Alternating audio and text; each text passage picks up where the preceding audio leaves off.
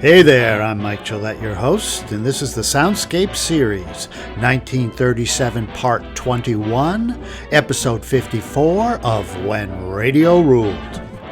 This podcast is a montage of excerpts from old-time radio shows performed live and broadcast November 8 to November 28, 1938.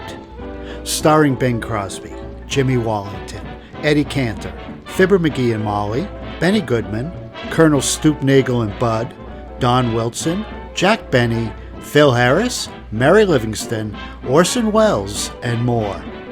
Featured songs include Eddie Cantor, Getting Some Fun Out of Life, Bing Crosby, I'm Humming, some smoking Benny Goodman Swing Instrumentals, and the Benny Goodman Orchestra featuring vocalist Martha Tilden, Mama, That Moon Is Here Again.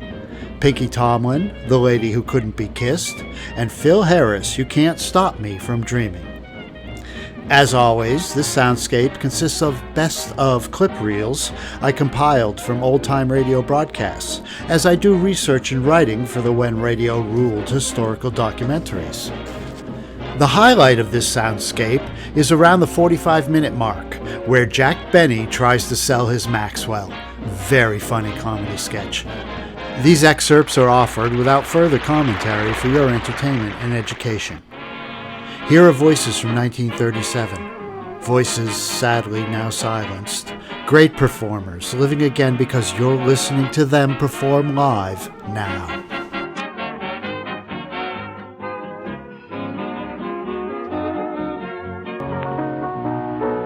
Don't spare the voice, Mr. Lawton. Sing it. Well, you asked for it.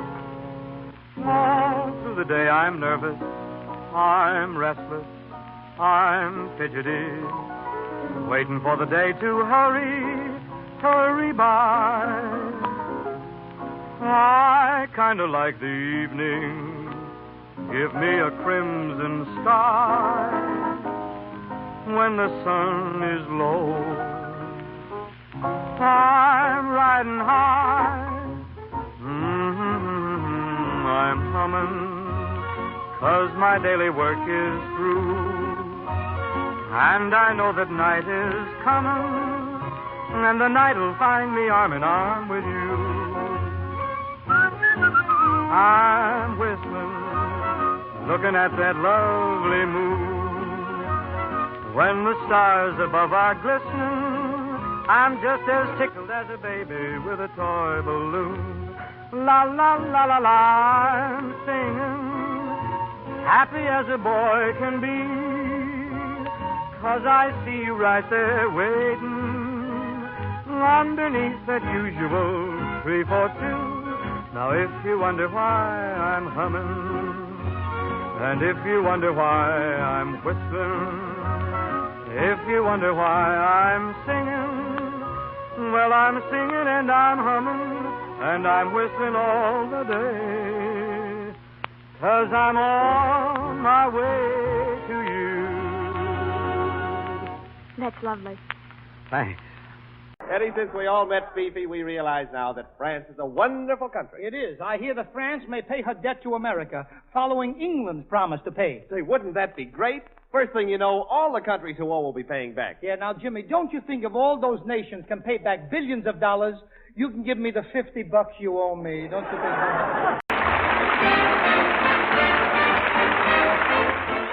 When we want to love, we love. When we want to kiss, we kiss. With a little patting, we're getting some fun out of life. When we want to work, we work. When we want to play, we play. In a happy setting, we're getting some fun out of life. Maybe we do the right thing, maybe we do the wrong, spending each day just wending our way along. When we want to sing, we sing. When we want to dance, we dance. You can do your betting, we're getting some fun out of life. When you get to feeling low, just turn on the radio. Be your dial twister and mister, you'll find fun in life. If you're sick of taking bumps, if you're feeling in the dumps, simply flip the dial and smile at some comic jokes. Maybe 'twill be Jack Benny, Allen or Fibber McGee. Of course I won't kick if you happen to pick on me. There's a million laughs and quips waiting at your fingertips. Be a tuna rinner, a grinner, and you'll find that your mind will clear up and cheer up, and you'll get some fun out of life.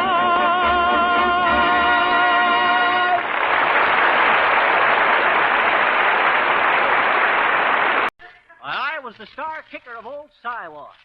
Many's the time the coach used to say to me, McGee, he'd say, you do more kicking than all the rest of the boys put together. I was the big toe of the Big Ten then.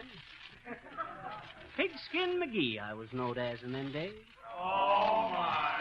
Pigskin McGee, positively the most popular pachydermy padded pants, prodigious passer, plunger, and punter, perfect powerhouse and pile driver, plays, pounding opponents to pulp, pleasing patrons and press, and predominating the pigskin picture, public and private, from Pensacola to Pittsburgh. Thank you, Mr. DeMille. You're very gracious. You know, at heart, I'm really an incurable romanticist. Believe it or not, my theory is that real love comes only once in a lifetime. All your other little loves are just false alarms. Life, after all, is like a poem.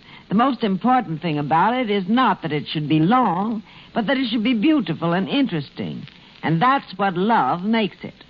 I don't believe that a man's heart, or a woman's either, should curl up like a cat and go fast asleep after 40. There's no reason why you should not have love, companionship, and romance as long as you live. But seek it with somebody of your own generation, someone who speaks your own language and sings your own songs and doesn't expect you to dance the Big Apple when you're only gated to a waltz. You know, the real problem nowadays is not how to get a husband, but how to hold on to him after you've got him. To find your mate, that is luck. To know him when you find him, that's inspiration. To win him when you know him, that is art. To hold him when you've won him, that is a life work. I've just been asked if I believe that it's the hand that rocks the cradle which rules the world. Well, that may be true, but it's the hand that keeps itself soft and white and kissable that gets the man. That's one reason why we women owe a vote of thanks to such a marvelous product as Lux. For the loveliest white hands sometimes have to get down to such things as dishwashing. And Lux Flakes keeps your hands soft and smooth and make dishwashing almost like a beauty treatment. You know, it's far easier to keep a dozen men guessing than to keep one man after he's stopped guessing. And a man always stops guessing about you when you've ceased to be a parlor ornament and have become a kitchen utensil. But all your life long you can have love and romance. It may come in the springtime of life, all fresh and glowing and tender, or it may come in life's Indian summer.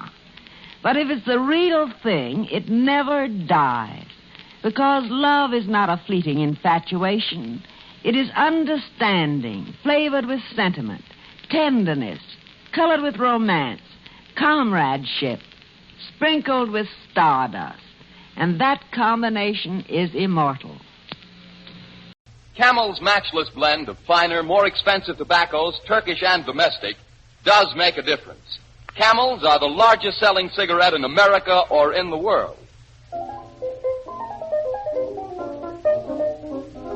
The chamber music department swings into line to demonstrate that time cannot wither nor custom stale the charm of a really good tune.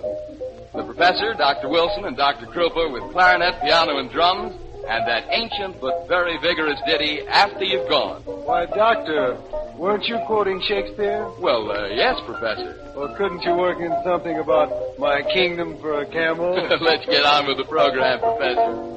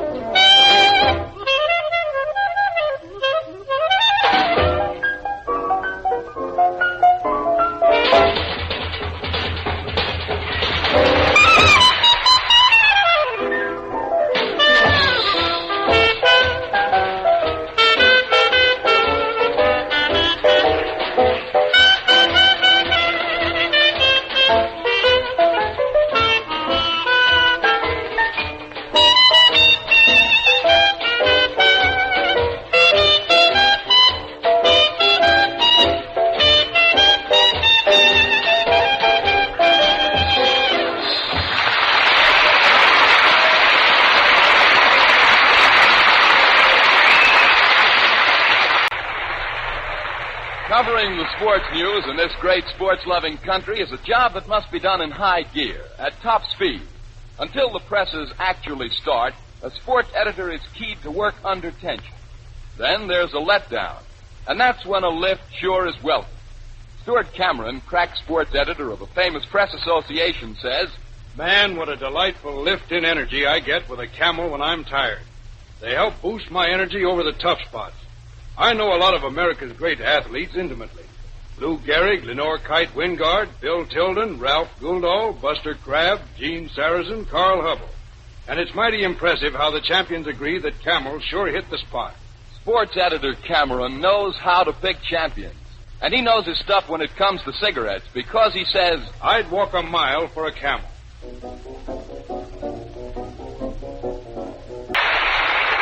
Here's something that's far too rare in these times, an extra dividend. And this one is in the form of a third song by Martha Tilden, and we think you'll like it.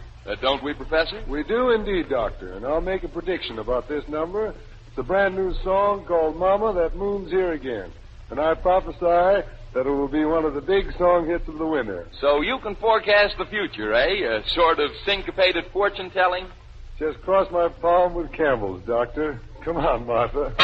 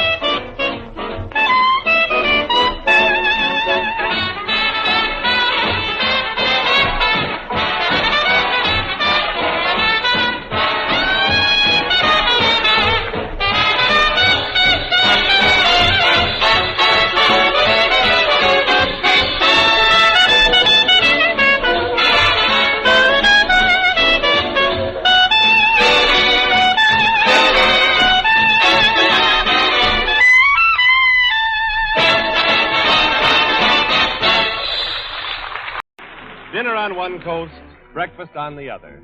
TWA, the Lindbergh line, now links San Francisco as well as Los Angeles to Chicago and New York with its great new fleet of Sky Sleepers and Sky Clubs, which are, in a manner of speaking, flying hotels. These mighty transcontinental transports are powered by two engines of 1,220 horsepower each, and they fly America's fastest transcontinental airline schedule, the shortest and fastest route from coast to coast. For the important job of fueling and lubricating the engines of these, the largest, most powerful land planes in America, TWA has chosen Texaco. We are proud of this fact because it is another proof of Texaco's dependable quality. In return, we pledge to TWA continuation of the same matchless quality and efficient service which we have given them for the past 5 years.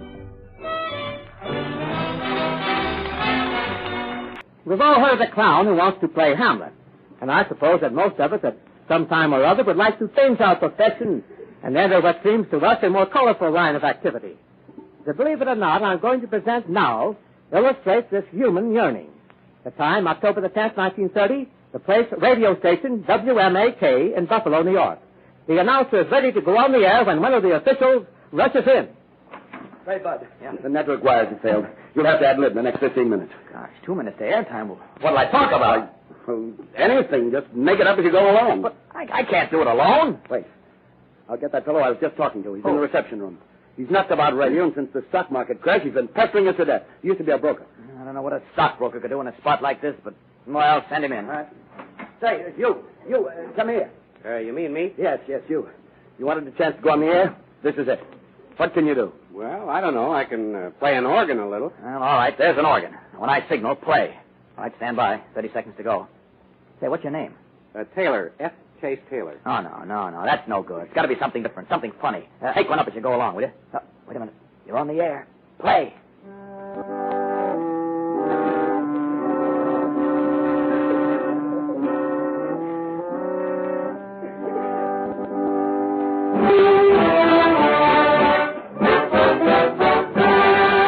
And that's how it all started.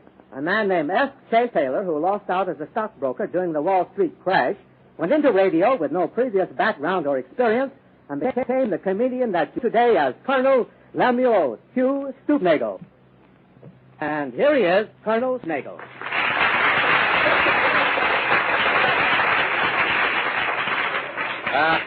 Hiya, Bob. Well, Colonel Stoopnagle, since you've stepped right out of the brokerage business into radio, I rather assume it was tough going in the early days. Well, yes, Bob, in a way, and I had freelance for a few years, and by free I mean without any pay. Still, I was constantly racking my alleged mind for something new character situations. And out of this thinking, there evolved a strange person known as Mr. Bop, spelled O-double-P. Well, that name sounds like a comic strip character being hit on the head, Pop. Well, that's exactly where I got the name from, strangely, except that I happened to give Mr. Bop 2 P's in his name instead of 1. It seemed more dignified. But Mr. Bop was anything but dignified.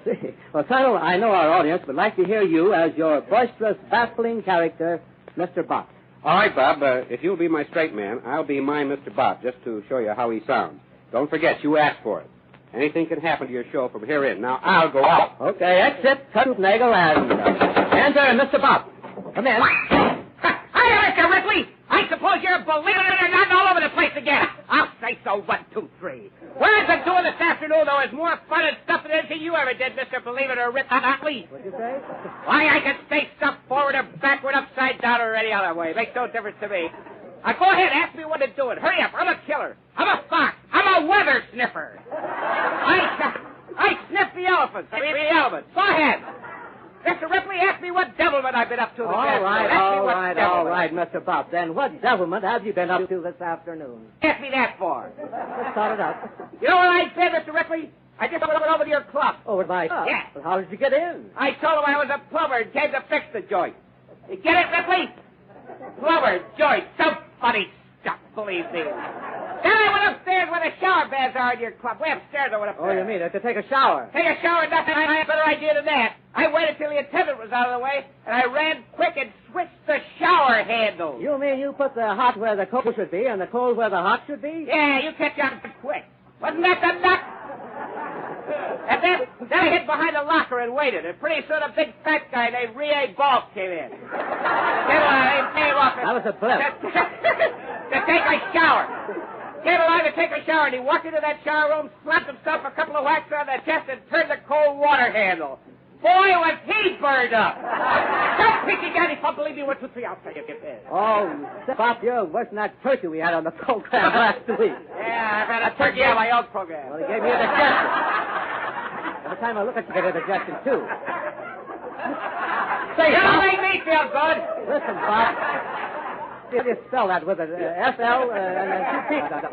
But why do you go around making people so uncomfortable this time? Well, it's a lot of fun. Everybody has a yet to do stuff like I do, but they haven't got the nerve to do it. There's something else that's fun, too. No, I do. I go to theaters when mystery plays are going on. Oh, you like to watch mystery plays, do you? Nah, but it's fun what I do. Right in the middle of the play, I run up and down the aisle yelling, I'll tell you who shot the guy. I saw this play last night.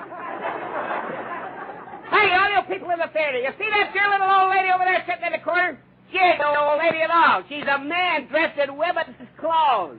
And know who he is? Buck-toothed Louie the Joint. Then I run out of the theater. Boy, I tell you, there's nothing like making people uncomfortable, believe me.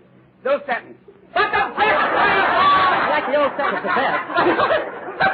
But the best part of all is when I used to get into the cab of a railroad engine and talk the engineer out when the train was standing in the station. Oh, you talked the engineer out of his cab, huh? Yeah, then I grabbed the throttle, and when I was sure nearly everybody was asleep on the other side, back into the locomotive into the train with a bang, and people had fallen on their bed.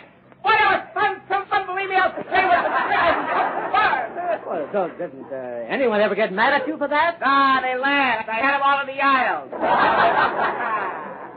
Everybody? Yeah, that's all but one guy. Oh, all but one, I see. Yeah, the one guy I never could shave an upper berth. And why not? He always slept in that little hammock. Well, let me go, Mr. Ripley. But goodbye. But when do you get out there and see your overcoat?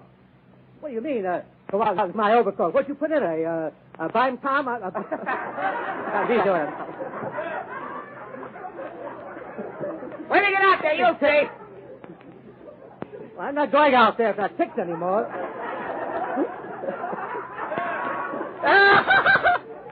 Listen, you may think that's a time bomb, but that thing that's ticking in your coat pocket ain't no alarm clock. Well, goodbye, some peachy daddy, believe me, son, I'll say what's the secret. Well, Colonel, come back here. I should think you would hardly have any voice left after all that yelling as Mr. Bob. Excuse me. Yeah, it's terrible, but somehow, Bob, people seem to take to the Bob character because he actually did what everyone secretly would like to do but doesn't have the nerve. One of these days, I'm hoping that Mr. Bob will consent to become a contestant on one of my current series of Sunday Quixie Doodle shows. And, Bob, because of Mr. Bob, I have a believe it or not for you. What, Mr. Quixie Doodle? Well, it happened a week after the fateful night back in 1931 when Mr. Bob came in. Yes. Columbia received a sheaf of letters from one of the large eastern railroads saying that two so-called comedians in the course of one broadcast were trying to ruin $1 million worth of friendship this railroad had made in educating the comforts of Pullman travel. Well, didn't they realize that what you said was just fun, Colonel? No, Bob. At first they threatened to do dire things, but eventually they came around to saying all would be forgiven if we agreed to change the direction of Mr. Bob's practical jokes. But the believe it or not in the story came later, when we discovered that the man in charge of Pullman relations for that railroad was actually a Mr. Bopp spelled B-O-P-P. Well, so the character you had created as public nuisance number one, Mr. Bopp, got you in trouble for in real life there was actually a man working for the railroad whose name was Mr. Bopp. Well, that is a believe it or not, Colonel. Ladies and gentlemen, you've just heard from Chase Taylor, who, when the Wall Street crash came, gave up his brokerage business, and though he had never done anything like it before, became Colonel Lemuel Q. Stoopnagle, one of the nation's favorite comedians, believe it or not.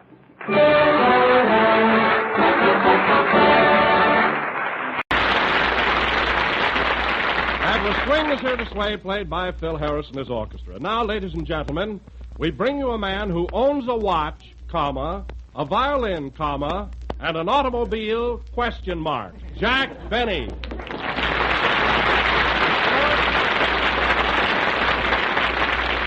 Thank you. Hello again, this is Jack Benny talking. And Don, when you said automobile, question mark, I presume you were alluding to my Maxwell, were you not?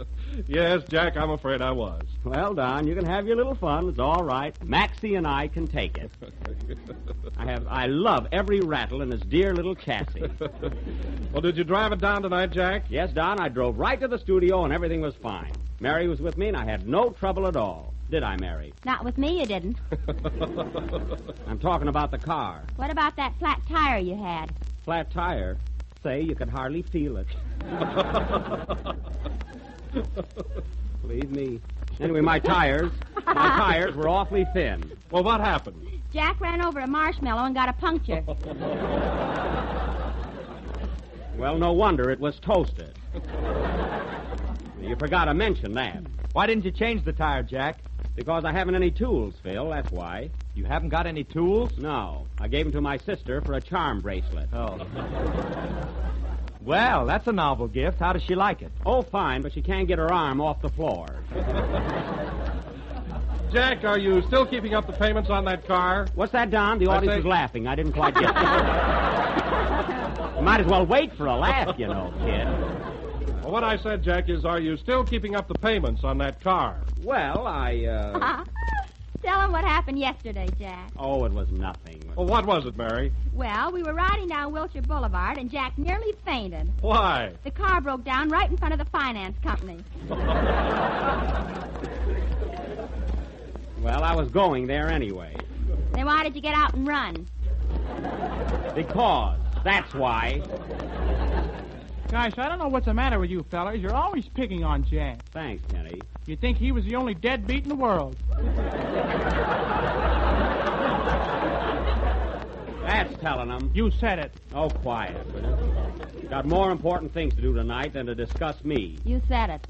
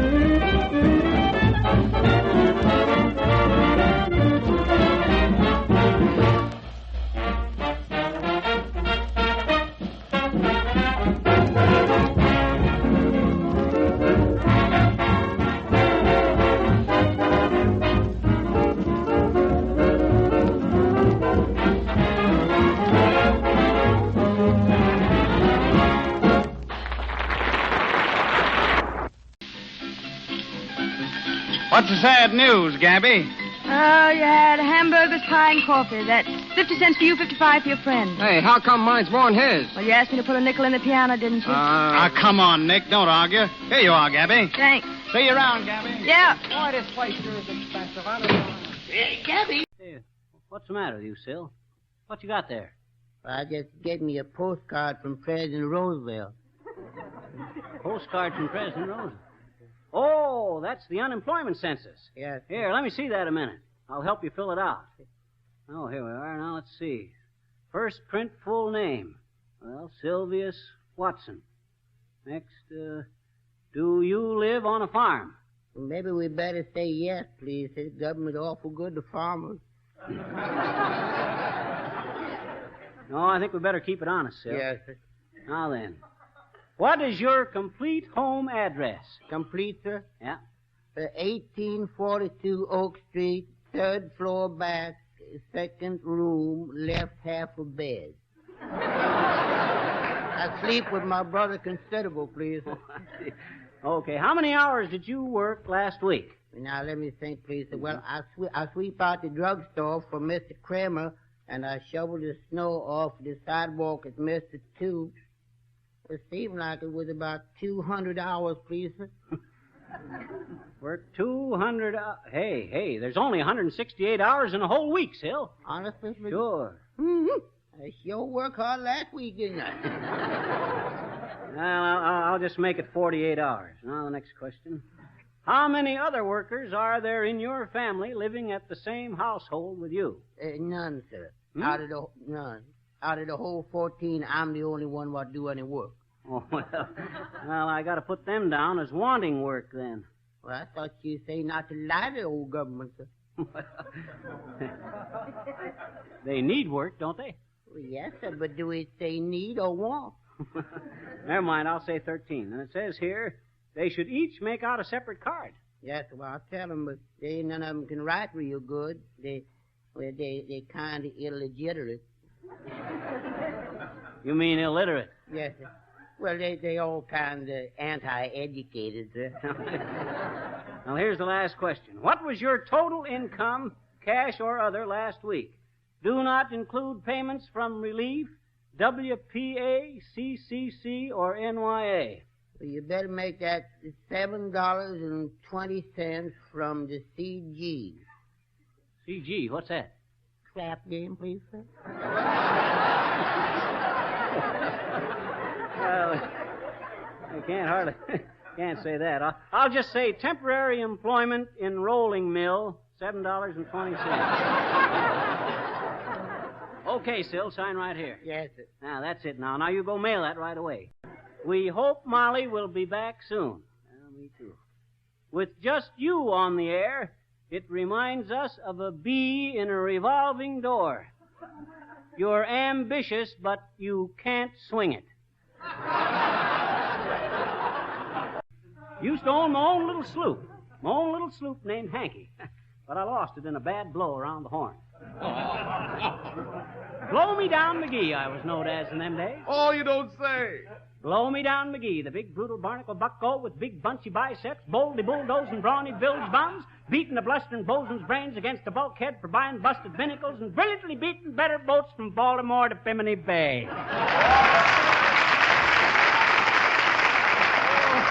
Fate is being a good thing, I'm thinking. Why, last week, Mrs. DePopulis is going to a fortune teller, and the fortune teller is saying, "Aha," she is saying, "there are two dark men who is not crossing your path tonight."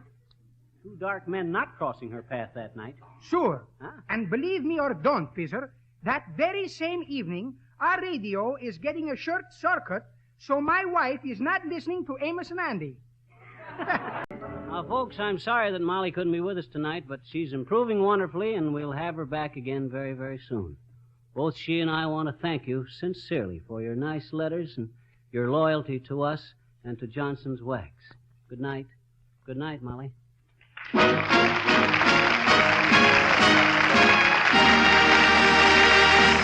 Yeah? And by the way, what do you think of the romance between Fifi and Pinky? I'm in favor of it. I think it'll do the whole country a great service. But how can their romance affect the whole country? Look, I just learned that whenever they go out to dinner, Fifi always pays the check. Oh. So I figure it's a good thing, because if Fifi takes him out often enough, Pinky will soon get back all the money Franz got from us. You know, I think you're right, Eddie. And if she took out Renard, he would eat up the whole war debt in 2 meals. Eddie, why don't you give him some advice on how to play the market? Me? Cantor give him advice? After 1929, I give him advice? Why, sure. Weren't you known as the Wolf of Wall Street? The Wolf of Wall Street? Jimmy, I was the caterpillar from the curb. They stepped all over me. Did you ever see the flag that flies over the New York Stock Exchange? Why, yes. Well, that used to be my shirt. The real reason for my trip is to put my foot down on Pinky going around with that French gal Fifi. He's growing up to be a good for nothing. Oh, no, sir. You've got Pinky wrong. Well, I don't want Pinky to marry that Fifi. If they don't get along, Pinky will have to divorce her. And you wouldn't like that? No, you see, in Oklahoma, we all don't have divorces like these painted actresses in Hollywood do. You don't? No, that's because back home, when a gal washes her face, her husband can still recognize her.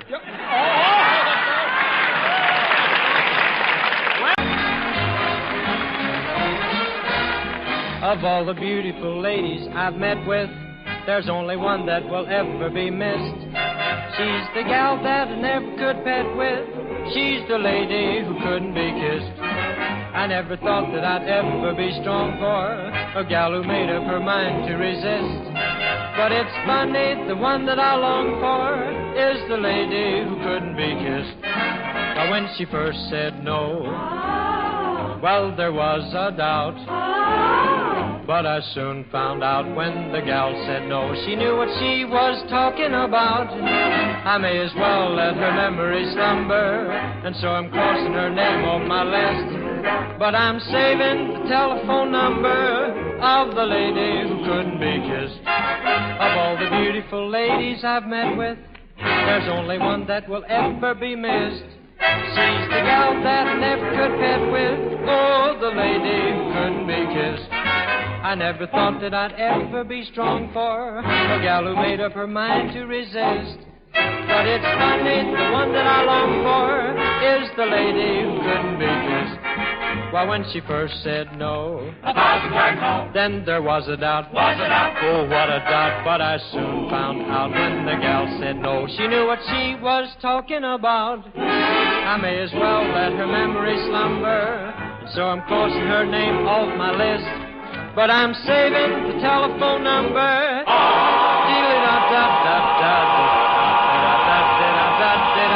Of the lady who couldn't be kissed. Ladies and gentlemen, yesterday I received this letter from Atlanta, Georgia. It says, Dear Mr. Cantor, more than 6 months ago, my son Alfred left for Hollywood to look for work. I have not heard from him since. Would you answer the plea of a heartbroken mother and tell him over the radio to get in touch with me, please? This letter, my friends, is typical of many I receive every week. There are hundreds of boys and girls here in Hollywood who have come from all over America seeking employment. A few of them succeed. The great majority of them don't. Being out of work is not a crime, but failing to keep in touch with your folks is unforgivable. Tomorrow is Thanksgiving. I say to you boys and girls here in Hollywood, give your loved ones at home something to be thankful for. Go to any Western Union or Postal Telegraph office here in Hollywood tonight and send them a message that you are alive and well. There will be no charge to you for sending it. Do this for me, won't you? I'm thankful for each Wednesday with you. As friend to friend, I'm sorry it's true. I'm telling you just how I feel. I hope you feel that way too. Let's make a date for next Wednesday night. I'm here to state will be my delight to sing again, ring again, the things you want me to. I love to spend each Wednesday with you. Good night.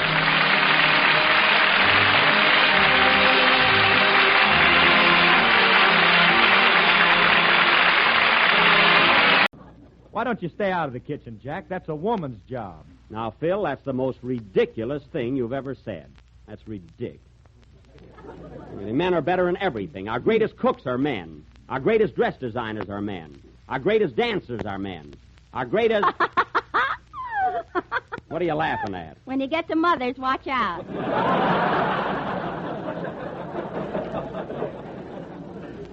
Well, the greatest fathers are men. Got that over. Anyway, it's a fine thing to come to my house for dinner and criticize it. That was real home cooking. Why, you never tasted such rolls in all your life. Boy, were they heavy. They were not. I had to jack mine up to butter it. It's a fine appreciation after the trouble I went to. I work and slave over a hot stove, and what do I get? Oh, Jack, now what's the matter with you? They're only kidding. Why, everybody had a good time and enjoyed the dinner. Oh, no, they didn't. And here's something else I wasn't going to mention, but I will now. This'll fix you guys. I had 5 people to dinner, and 6 spoons were missing. 6? I took 2. Well, give me one back. Don't be a pig. Do you want the one from the Brown Derby? No, the one from the Ambassador. I've got a set.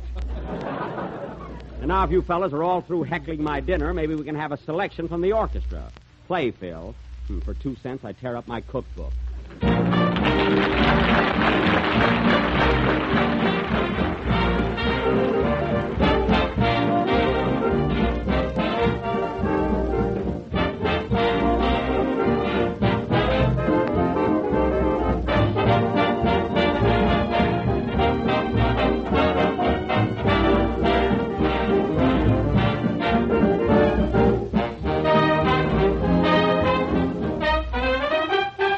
can stop me from kissing you. You can stop me from cuddling too. You can treat me mean, honey, that's all right. But I'll get even with you tonight, 'cause you can't stop me from dreaming. You can stop me from holding hands. Make me listen to your command. You can say no, no, honey, that's all right. But I'll get even with you tonight, 'cause you can't stop me from dreaming.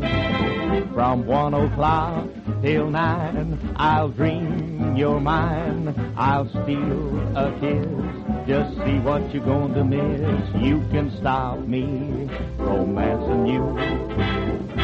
You're the boss now, but we're not through. Just turn me down, honey, that's all right, 'cause I'll get even with you tonight, 'cause you can't stop me from dreaming.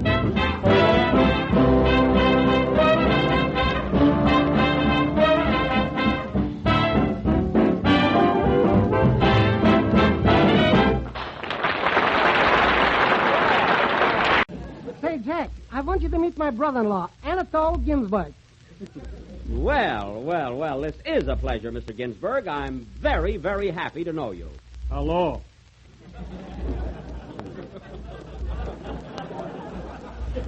Well, Mr. Ginsburg, I understand you're very much interested in buying my Maxwell. Is that right? I'm not telling.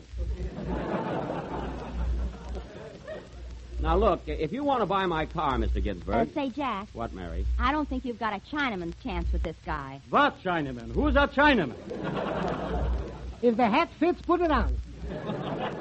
Stay out of this, Mary. Now, look, Mr. Ginsburg, if you want to buy my car, it'll have to be a cash proposition. You understand that? Don't worry, Jack. He's got the cash. But only last week in the Irish sweepstakes, he won a prize amounting to... It's a lie. Boys. It was in the neighborhood of $5,000. Why did you tell him? Did I say exactly? Now, look, fellas, wait a minute. Let's not take up a lot of time arguing. Mr. Ginsburg, do you want to buy the car or not? Yes. Don't be yesing with my money. Quiet, Anatole. Behave yourself. Be a gentleman. Where's your etiquette? Look who's talking etiquette. If it wasn't for me, you couldn't even speak English. Is that so? Yeah. You said it. Now I'm satisfied. Hey, boys, what is this anyway? The affairs of Anatole. Now, look here, Anatole. A man with your money should own a car like this. Now, I'll tell you what I'll do. I'll let you have it for $95 because I like you. Make it 50 and drop the affection. Now, look, Slap, I'd like to sell the car to your brother-in-law, but $95 is the lowest I can take. I'm walking out. All right, $85. I'm still voting. Now, go ahead. I don't care. Wait a minute, Anatole. Please, don't be a chimpanzee. Come here. Verwoes bist du nicht in der Maxwell? Was ist der mit dir? Ich darf es so not kaputt. I need it like a hole in a head. And besides, you looks like a crook. I resent that. Say, Jack, did they say anything about Jell-O? That I'll buy. Mazel tov. Now, look, at what's going to happen here. Am I selling the car or not? Hold on, Jackie boy. I know how to clinch the deal. Take us out for a ride, and if Anatole likes the car, he'll buy it Anatole a time. All right, I'll take you out for a ride, and then we'll talk business. That okay with you, Mr. Ginsburg? I'll take the ride anyhow. Well, he's weakening, Jack. All right, you and Anatole can sit in the back seat. You'll find it nice and comfortable. Play something, Phil. Come on, Mary. You can sit in front with me. I will not. Quiet. I bought cushions this morning. Let's go, boys. So long, gang. So long, Jack. Come on, Anatole. Make it snappy. All right, don't push me.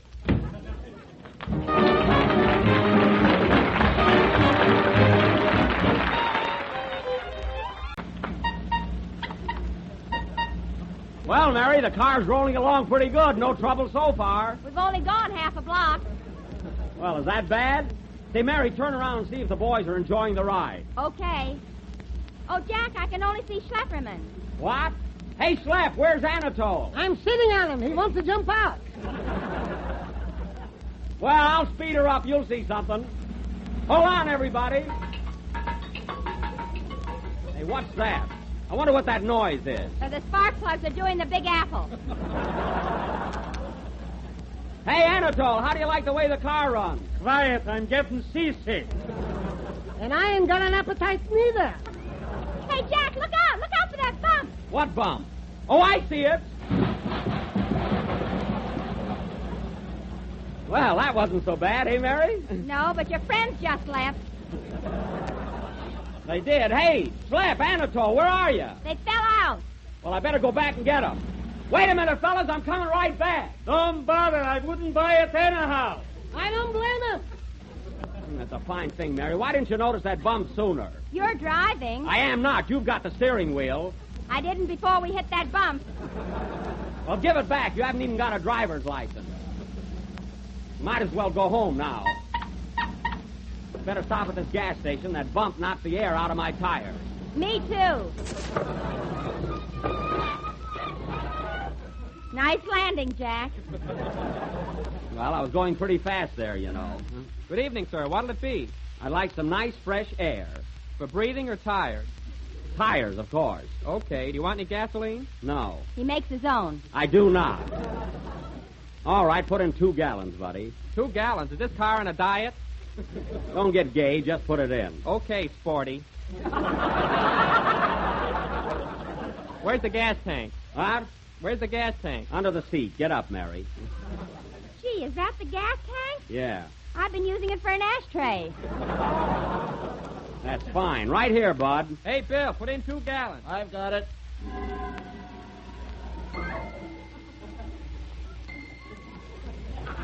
Hey, that's enough. I said 2 gallons. I'm sorry, mister, but we gave you 2.5. Well, I'm not going to pay for it. I asked for 2 gallons, and that's what I want. It's only a matter of 8 cents. I don't care what it is. You made the mistake, not me. But, gee, it's only 8 cents. Young man, do you realize that a family in China can live for 2 weeks on 8 cents? So can you. Quiet. Oh, Jack, don't be so tight. I'm not tight. It's not the money. It's the principle of the thing. I'm not going to pay for 1 more drop than I ordered. All right, I'll match you. Double or nothing. Oh, no, you won't. Do you think I am, a chump? Quiet, Mary.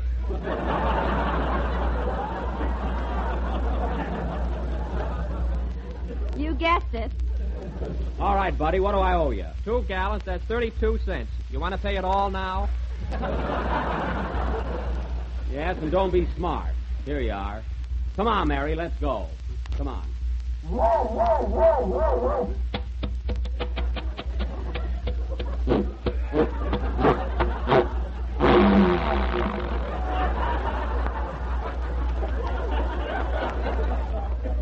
Doggone it.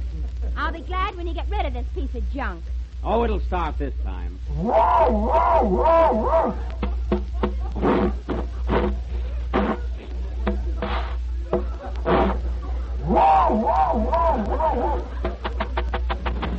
Hey, there she goes.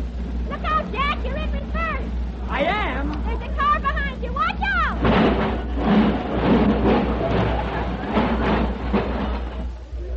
Oh, what's the matter with me anyway? Hey, you, where do you think you're going? I'm sorry, mister. It was all my fault. Of all that careless dope, say I ought to punch you right in the nose. Hey, you can't say that to Jack. He can, too. Quiet. Now, look here, mister. If I've damaged your car, I'll pay for it. You better or you'll be sorry. Oh, yeah? Let's beat it, Mary, before I lose my temper. Oh, boy, you were lucky that time. I wasn't scared of him. He didn't upset me. Yeah, then take that cigar out of your ear and let's go. Oh, I was looking for that.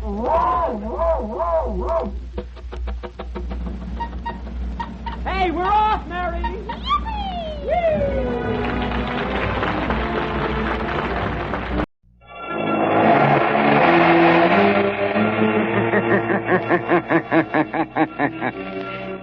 Who knows what evil lurks in the hearts of men?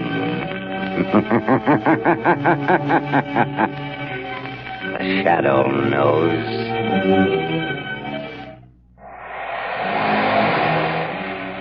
Blue Coal presents The Shadow, the mystery man who strikes terror in the very hearts of sharpsters, lawbreakers, and criminals.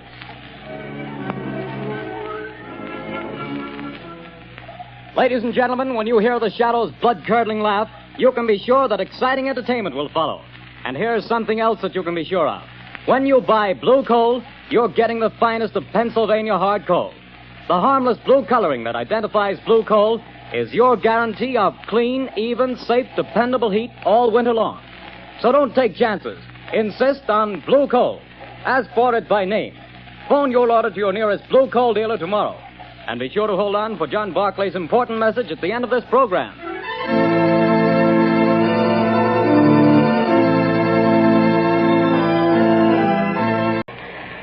Well, things are pretty quiet around the theater district tonight, Bill. Yeah, pretty thin crowd. I don't blame folks for staying away. After those 3 bombings and 15 people being blown to pieces, I wouldn't be here myself if it wasn't the commissioner's orders. Same here. Boy, has this town got the jitters. Commissioner Weston's hopping around like a cat on a hot stove. I hear the Midtown Association is going to ask for his resignation if he don't catch the nut that's scattering bombs around here like confetti on New Year's Eve. The guy that's pulling these jobs sure must have it in for a lot of people. Yeah, he's a real screwball if you ask me. Look at the way he's always sending warnings to the newspapers before he blows another batch of pedestrians to Hades. Yeah, and have you noticed? He always ends his notes by saying, I hate crowds. Yeah. Well, this is the time that crazy goof warned he'd set off another blast. Maybe his watch is slow. Things are going to pop if he pulls another job and kills any more people. Well, maybe all the cops have him scared off. Maybe. Maybe not. Bill, look at that car. Blown to smithereens.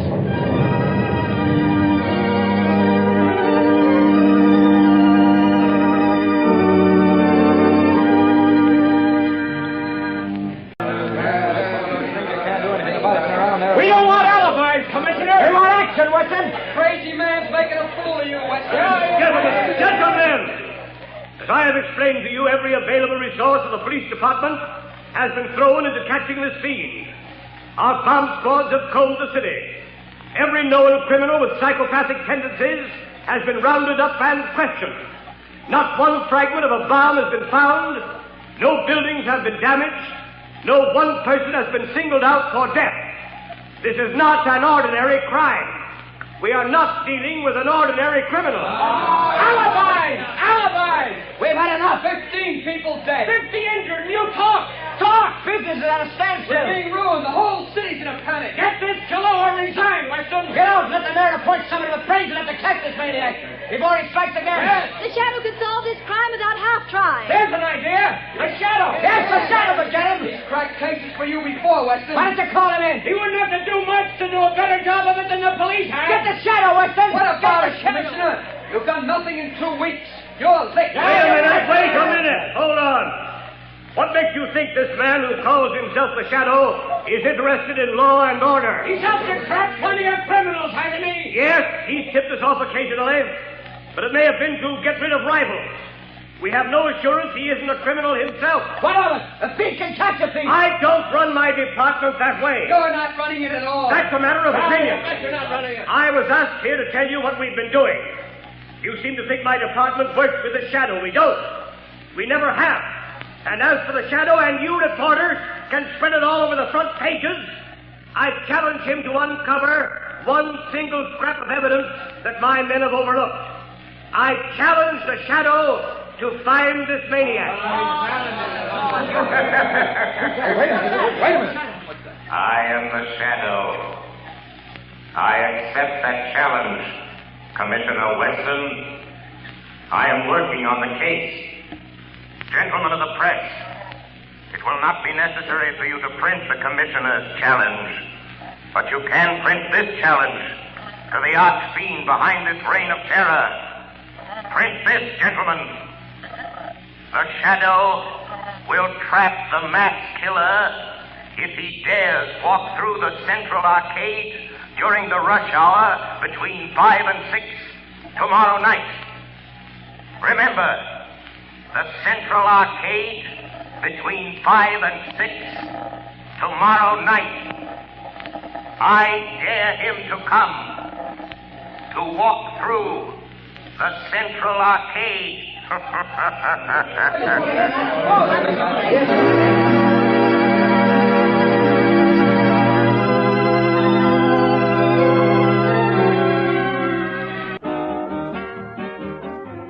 Thanks for listening to 1937 Part 21, the Soundscapes audio montage series number 30 from When Radio Ruled.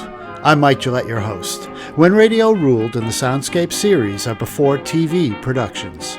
Copyright 2022.